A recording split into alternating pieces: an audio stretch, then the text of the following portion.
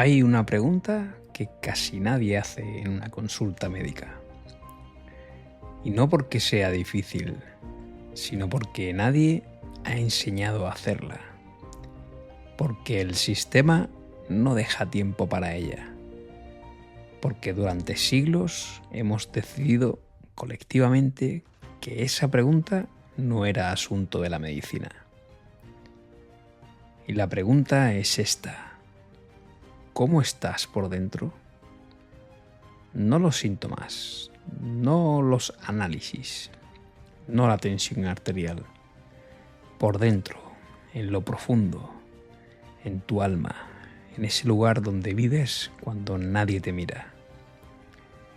Imagina por un momento a dos personas. Las dos tienen el mismo diagnóstico, el mismo tumor, la misma fase, el mismo tratamiento y los mismos médicos. Una de ellas muere en 18 meses. La otra vive 11 años. Los oncólogos lo ven, los enfermeros lo ven. Todo el mundo que trabaja en una planta de oncología lo ha visto alguna vez. Y cuando les preguntas qué diferencia a esas dos personas, después de un silencio, la mayoría dice lo mismo.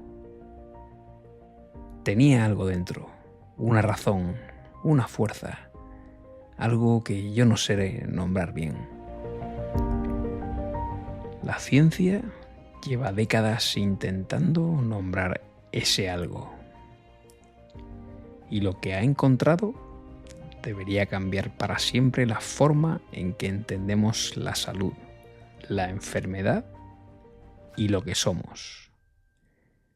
Bienvenido, bienvenida a Humanidad 3.0, el podcast donde nos entrenamos y trabajamos para crecer en consciencia.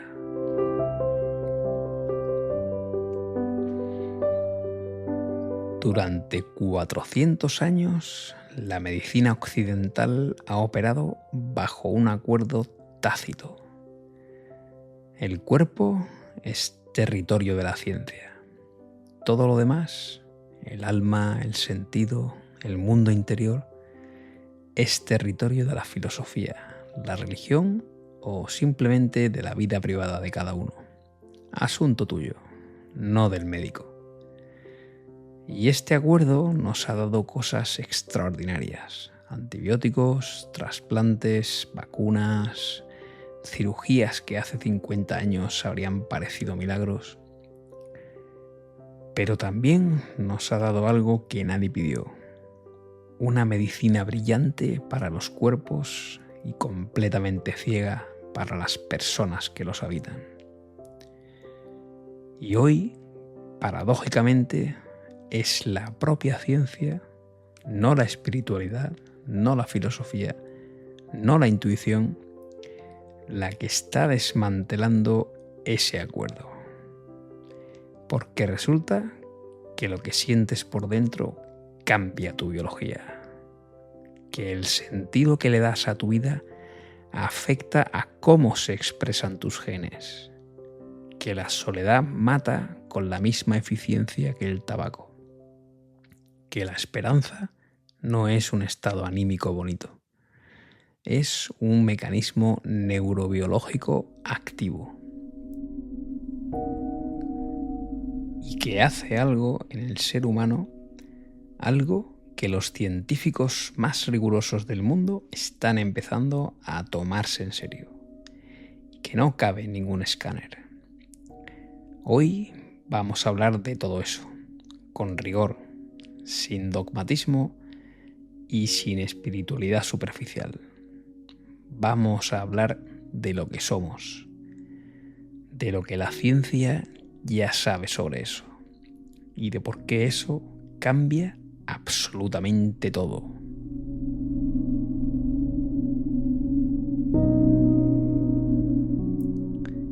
Y vamos con el error de Descartes.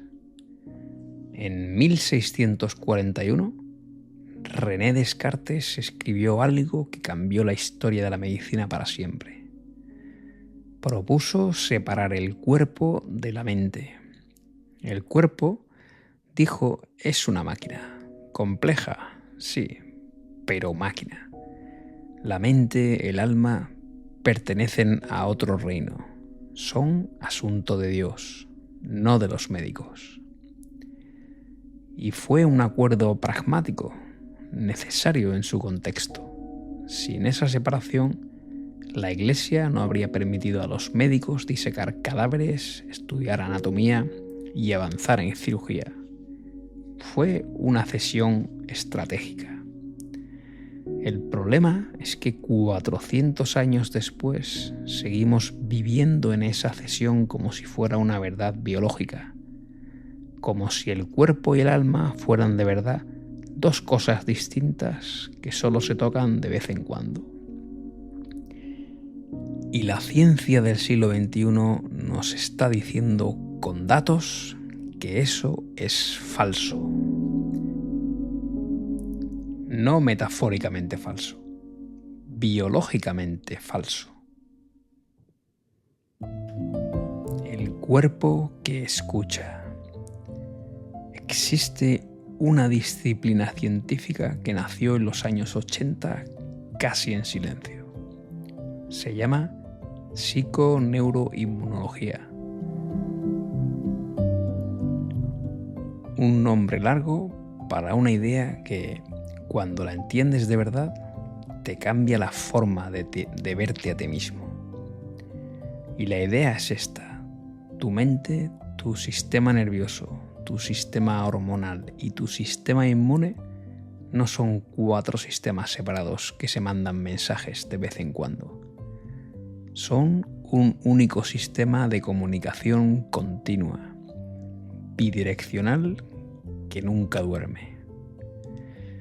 Lo que piensas afecta a tus hormonas.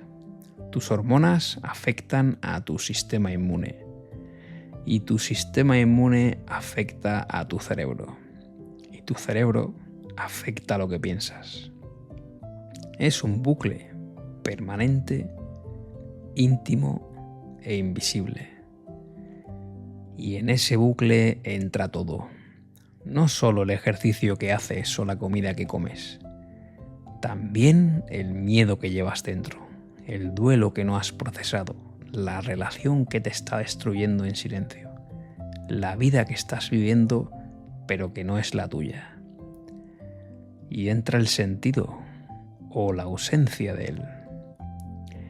El estrés crónico, no el estrés agudo que te ayuda a reaccionar ante un peligro real, sino ese estrés sordo, constante, de quien lleva años sintiéndose al límite. Eleva el cortisol de forma sostenida. Y el cortisol sostenido suprime la función inmune, aumenta la inflamación sistémica y acelera el envejecimiento celular. No es metáfora, es bioquímica. Tu cuerpo escucha absolutamente todo lo que ocurre en tu interior y responde en consecuencia. Llegamos a los genes que se encienden y se apagan. Durante generaciones, la genética nos vendió una historia tranquilizadora en su simpleza. Naciste con unos genes y esos genes determinan tu salud, y hay poco que puedas hacer al respecto. Pero luego llegó la epigenética y dijo: espera, los genes son como un piano. Tienes las teclas, pero el ambiente y sobre todo tu ambiente interior, tu mundo emocional, tu nivel de estrés, tu sentido de vida, decide qué música se toca. El mismo gen puede expresarse de formas radicalmente distintas dependiendo del contexto en el que vive la célula que lo contiene. Y ese contexto celular está profundamente influenciado por lo que ocurre en tu psique.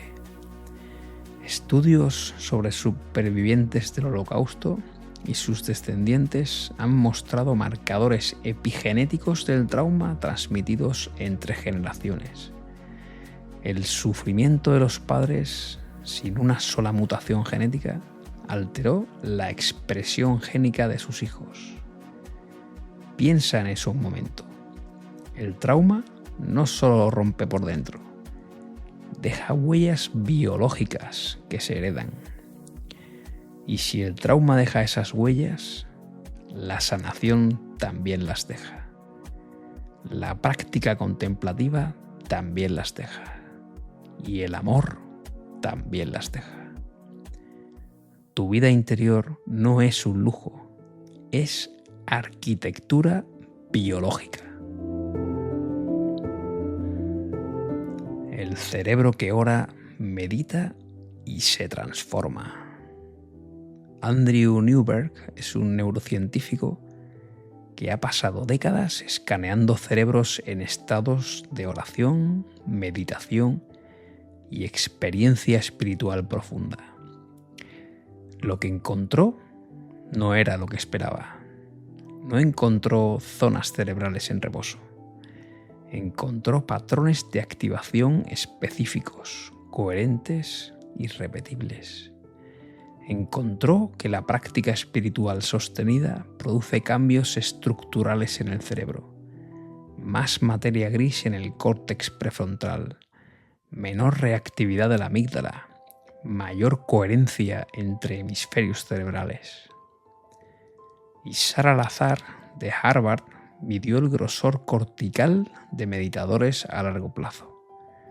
Su córtex prefrontal era literalmente más grueso, físicamente más grueso, como un músculo que se ha ejercitado durante años. Y esos cambios estructurales se traducen en algo muy concreto: menor inflamación sistémica, mejor respuesta inmune, mayor resiliencia ante la enfermedad y recuperación más rápida. La práctica espiritual no es un consuelo para mentes débiles. Es una intervención biológicamente activa sobre el cerebro y el cuerpo. El poder del sentido. Cuando Frankl sobrevivió a lo imposible. En 1942, Viktor Frankl, psiquiatra vienés, fue deportado a los campos de concentración nazis. Pasó por 4 campos. Perdió a su mujer, a su madre, a su hermano, y le arrebataron el manuscrito de su vida. Lo único que no pudieron arrebatarle fue una decisión interior: terminar ese libro, contarle al mundo lo que había visto.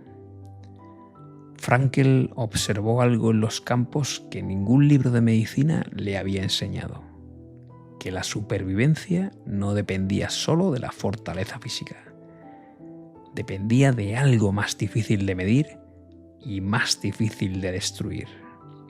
Dependía del sentido.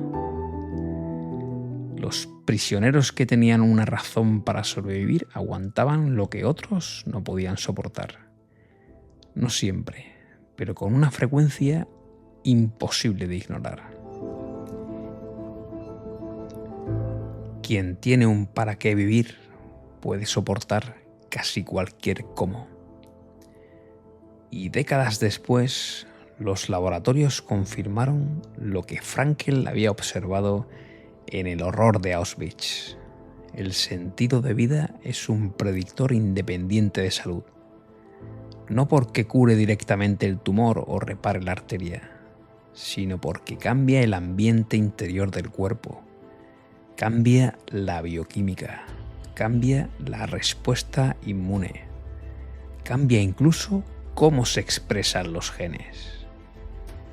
La Universidad de Harvard siguió durante 20 años a más de 74.000 personas. Las que tenían una vida espiritual activa tenían un 33% menos de mortalidad por todas las causas. No vivían perfectamente, vivían con sentido. La consciencia que no cabe en el escáner. Y aquí quiero detenerme, porque que lo que voy a contar ahora es incómodo para mucha gente, también para muchos científicos, y lo voy a hacer en orden cronológico, siguiendo el camino que la investigación ha recorrido en los últimos 25 años. Porque es un camino que va de lo sorprendente a lo que ya no tiene explicación fácil. Pim Van Lommel y The Lancet en 2001. Ya hablamos de este cardiólogo holandés en un episodio anterior. Publicó en Lancet un estudio que siguió durante 8 años a 344 pacientes resucitados tras una parada cardíaca. Corazón parado, cerebro sin actividad eléctrica medible, clínicamente muertos. El 18% de ellos describieron experiencias durante ese periodo. Una paz profunda que no se parece a ninguna otra. La sensación de observar su propio cuerpo desde fuera, encontrarse con personas queridas fallecidas y una presencia luminosa. Pero lo que hace único a este estudio no son las experiencias en sí. Lo que lo hace único es que algunos de esos pacientes describieron con detalle verificable lo que había ocurrido en la sala de urgencias mientras estaban clínicamente muertos. Conversaciones entre médicos, objetos, detalles que no podían haber percibido con el cerebro sin actividad. Pim Van Lommel, como científico, no afirma que eso sea la vida después de la muerte. Lo que sí afirma es que la consciencia no puede ser reducida a la actividad neuronal del cerebro. Los datos nos obligan a contemplar una comprensión más amplia de lo que somos. No es espiritualidad, es fenomenología clínica, publicada en The Lancet y revisada por pares. Y después de Pim Van Lommel tenemos a Sam Parnia y el proyecto AWARE en 2014. La pregunta que Pim Van Lommel dejó abierta era obvia. ¿Podemos verificarlo objetivamente? ¿Podemos colocar algo en esa sala de urgencias que solo sea visible desde fuera del cuerpo y comprobar si los pacientes lo describen? Eso es exactamente lo que hizo Sam Parnia, médico e investigador de la Universidad de Southampton y posteriormente de la Universidad de Nueva York. Diseñó el proyecto AWARE, que significa Awareness During Resuscitation, colocando imágenes en estantes elevados en el techo de las salas de reanimación de varios hospitales. Imágenes imposibles de conocer de antemano, solo visibles desde arriba, desde fuera del cuerpo. Un caso en particular fue verificado de forma independiente. Un paciente describió con exactitud los detalles visuales y auditivos de su propia reanimación desde una perspectiva exterior a su cuerpo, incluyendo acciones específicas del personal sanitario, en un periodo en que su corazón estaba parado y su cerebro no debería haber estado procesando ninguna información. Demostraron que las ECM son reales y lúcidas, no alucinaciones. Mediante los electroencefalogramas en plena reanimación, demostraron que el cerebro moribundo genera picos de ondas eléctricas altamente organizadas, ondas gamma, beta y alfa. Y estos patrones son idénticos a los que produce una persona sana cuando está altamente concentrada, recordando información compleja o pensando con total lucidez. Esto prueba que las experiencias cercanas a la muerte tienen una base biológica medible y no son simples delirios causados por la falta de oxígeno. Concluyeron que la consciencia humana es mucho más resistente a la falta de oxígeno de lo que se creía. En lugar de desvanecerse inmediatamente en la oscuridad, la mente de una persona en paro cardíaco puede entrar en un estado de lucidez profunda, organizada y medible, desafiando la frontera clínica entre estar vivo o muerto. Y Parnia, como Pinball Lommel, no hace afirmaciones que sus datos no sostienen, pero sí dice algo que el paradigma dominante no puede ignorar, que la experiencia de consciencia durante la parada cardíaca es un fenómeno real que merece investigación científica seria, y que la explicación convencional, que todo es producto de un cerebro moribundo que alucina, no cuadra con lo que documentan los datos. Y llegamos a algo publicado hace apenas unos meses, en abril de 2026, en Resuscitation Plus, una de las revistas más importantes del mundo en medicina de urgencias y resucitación, donde apareció un estudio firmado por el doctor José Alonso Ruiz, médico, radiólogo y psicólogo clínico español, junto a un equipo de neurólogos de las universidades de Murcia y Castilla-La Mancha. Su pregunta era diferente y, en cierta forma, más reveladora. No qué ocurre durante la parada cardíaca, sino qué ocurre en el cerebro años después, cuando estas personas recuerdan su experiencia. Reclutó a supervivientes con eventos clínicos documentados y los sometió a resonancias magnéticas funcionales mientras realizaban 3 tareas: imaginar algo, recordar un momento real importante de su vida y recordar su experiencia cercana a la muerte. La pregunta científica era precisa: ¿a cuál de las 2 primeras se parece la tercera en el cerebro? ¿Al patrón de la imaginación o a la del recuerdo real? Porque el cerebro no recuerda igual lo que inventa que lo que vivió. Tiene firmas distintas, huellas que los neurocientíficos han aprendido a distinguir. La respuesta de las 15 personas reclutadas fue unánime. Cuando estas personas recordaban su experiencia en el umbral de la muerte, sus cerebros activaban exactamente las mismas redes que activa cualquier cerebro al recordar algo que realmente ocurrió: el precunio, la corteza cingulada posterior, el giro angular, el córtex prefrontal, que son las zonas de la memoria autobiográfica auténtica, de la experiencia vivida.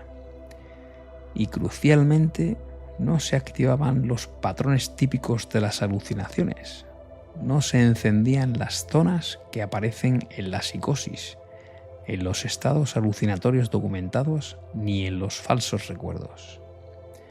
El propio doctor Alonso Ruiz, al ver los resultados por primera vez a las 5 de la mañana, lo describió así: fue como descubrir la penicilina o las pirámides. No estamos hablando de testimonios subjetivos, estamos hablando de resonancias magnéticas funcionales, análisis estadísticos con corrección de errores múltiples, publicados en una revista revisada por pares. Lo que el estudio concluye, con toda la precisión del lenguaje científico, es esto: los recuerdos de las experiencias cercanas a la muerte se almacenan en el cerebro como recuerdos de algo que realmente ocurrió, no como imaginaciones, no como alucinaciones, como vivencias.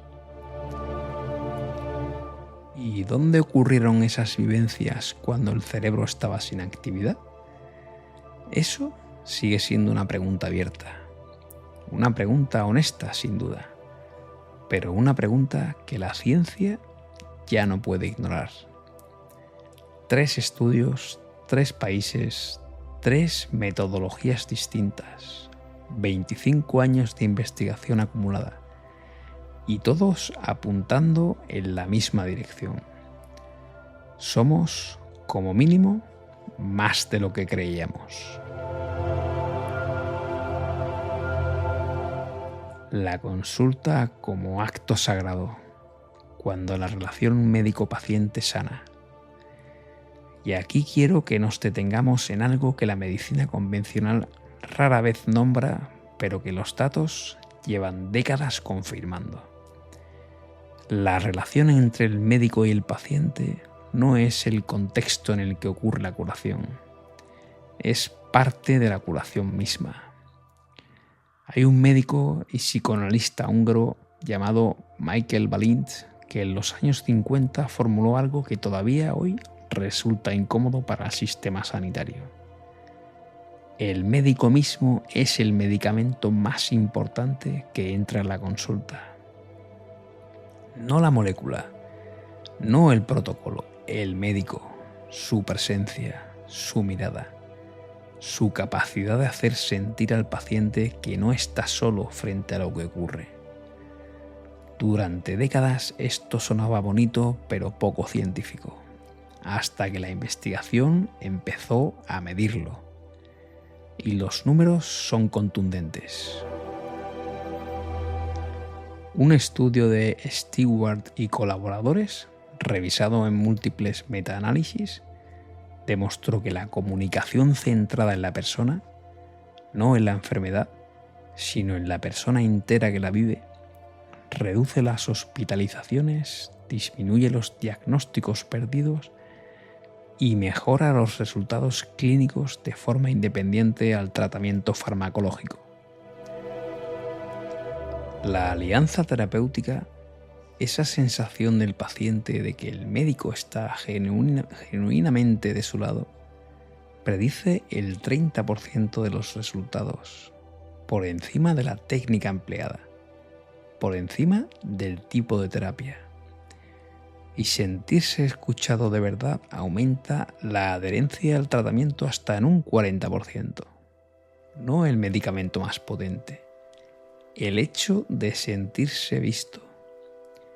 Cuando un médico entra a la consulta verdaderamente presente, cuando hace la pregunta que nadie más hace, cuando tolera el silencio el tiempo suficiente para que el paciente diga lo que de verdad necesita decir, algo ocurre en la biología del paciente que ninguna pastilla puede replicar. Se activa el sistema nervioso parasimpático, baja el cortisol, se fortalece la respuesta inmune.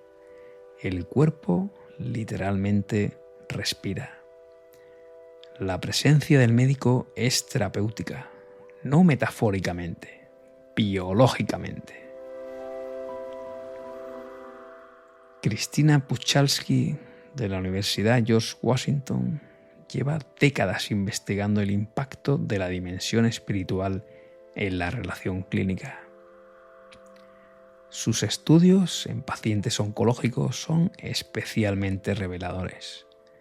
Los pacientes cuyo médico explora y reconoce su dimensión espiritual reportan significativamente menos angustia existencial, mejor tolerancia al tratamiento, mayor calidad de vida y menos sensación de abandono en las etapas más duras de la enfermedad. No piden que el médico sea su guía espiritual, piden que no les deje solos con sus preguntas más profundas. La relación médico-paciente, cuando ocurre de verdad, es un acto sagrado, en el sentido más laico y más profundo de esa palabra.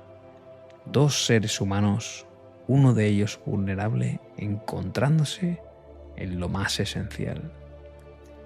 Y la ciencia nos está diciendo que ese encuentro cura. El médico que necesita sanar, la herida del sanador. Porque aquí aparece una verdad que el sistema sanitario lleva demasiado tiempo ignorando. No podemos pedir a los médicos que sean instrumento de curación espiritual si ellos mismos están rotos por dentro. Y muchos lo están. El burnout médico no es un problema de gestión del tiempo. Es una crisis existencial colectiva. Más del 50% de los médicos en Europa reportan síntomas de agotamiento profesional severo, insomnio crónico, anedonia, esa sensación de que las cosas que antes importaban ya no importan, despersonalización, El paciente que deja de ser una persona y se convierte en una cama, un número o un caso. Y debajo de todas esas cifras hay algo que los estudios raramente nombran, pero que cualquier médico honesto reconoce: una desconexión profunda de la razón por la que eligieron esta profesión. Nadie estudia medicina para prescribir algoritmos.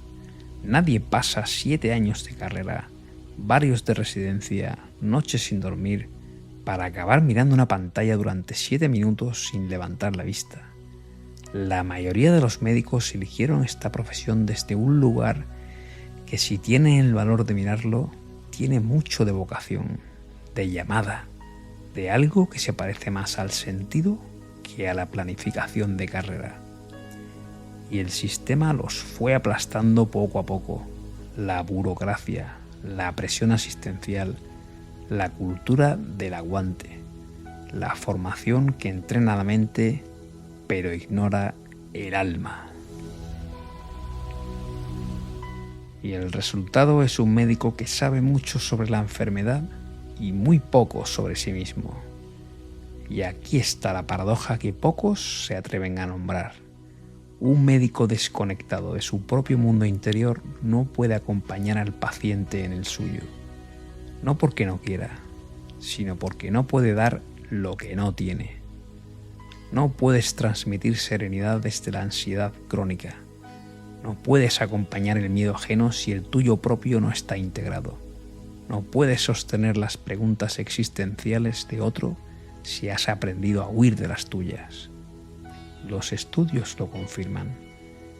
Los médicos con mayor nivel de autoconocimiento y práctica contemplativa cometen menos errores diagnósticos, generan mayor satisfacción en sus pacientes y reportan ellos mismos una experiencia profesional significativamente más plena.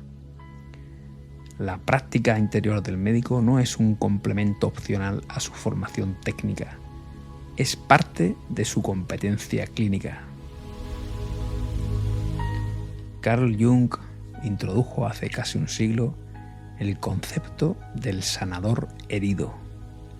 La idea de que quien ha confrontado su propia herida, quien la ha mirado de frente y ha trabajado con ella, tiene acceso a una profundidad empática que quien no lo ha hecho simplemente no puede alcanzar. Un bisturí más afilado, no a pesar de su humanidad, gracias a ella.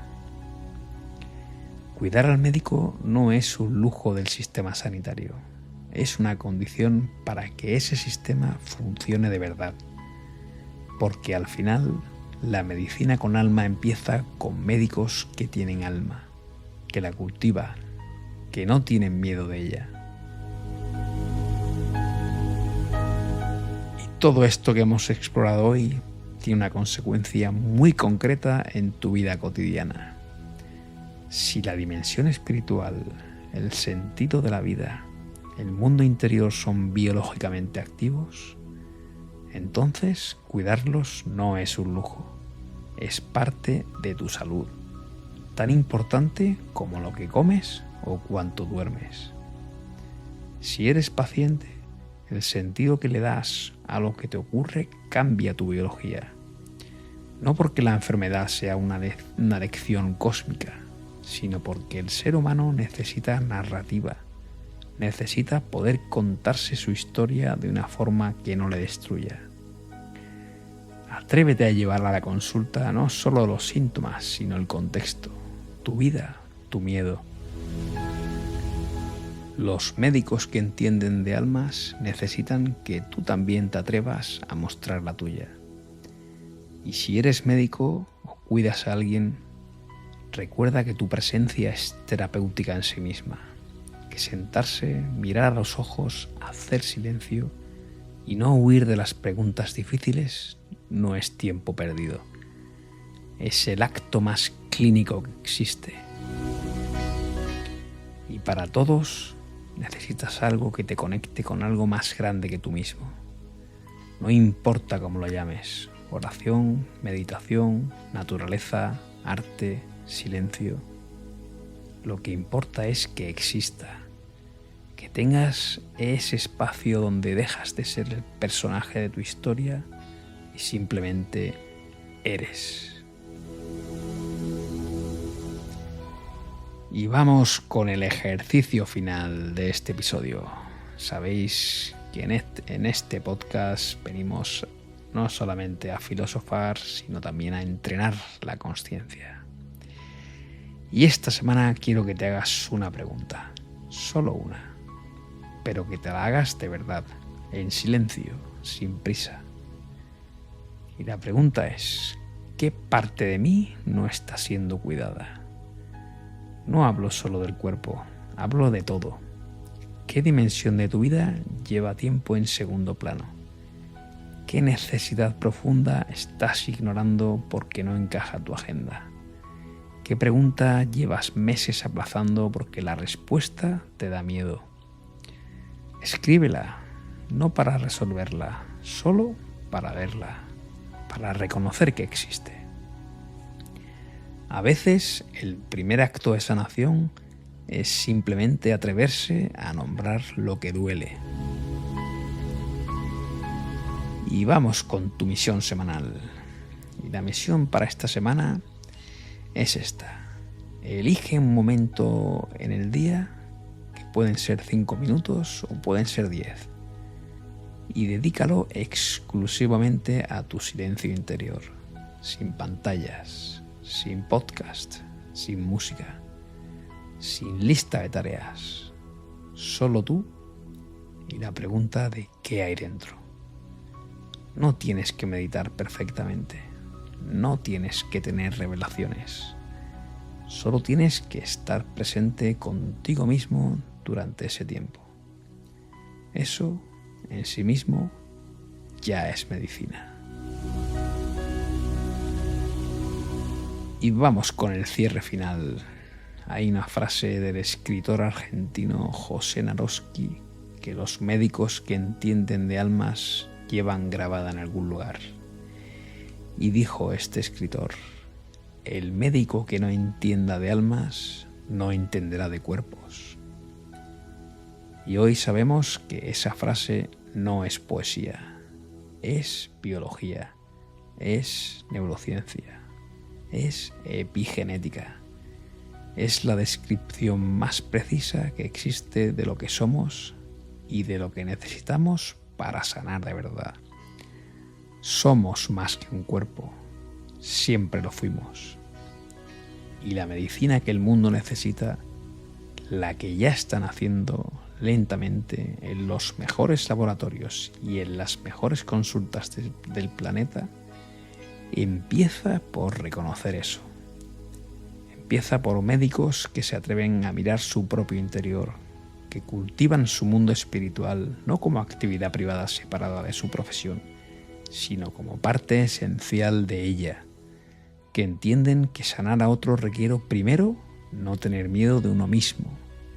Y empieza también por pacientes que se atreven a ser algo más que un cuerpo que lleva síntomas a una consulta, que traen su historia, su miedo, sus preguntas, su alma.